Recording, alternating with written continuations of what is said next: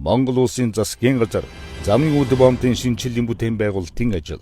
Монгол улсын засгийн газраас замын үд боомтыг олон улсын жишгт нийцүүлэн шинжлэх төслийн ажлыг бүгд найрамд хятад улсын бусалдгүй тусламжийн санхүүжилтээр эхлүүлж байна. Боомтын зорчигч тээврийн хэсэгт 30 ширхэг, ачаа тээврийн хэсэгт 28 ширхэг барилга байгууламж, ижүүрэн шугам сүлжээ, дэд бүтэс, зам талбай, ногоон байгууламж, зорчигч тээврийн хэрэгслийг түргэн шуурхай нэвтрүүлэх орчин үеийн дэвшилтийн технологи гарцуудыг шинээр ашиглалтанд оруулна. Зорчигч тээврийн зогсолбор түлээлгэн болон үйлчилгээний танхимуудыг цогцорон байгуулж, зорчигчдын ая тухтай орчинг бий болгоно.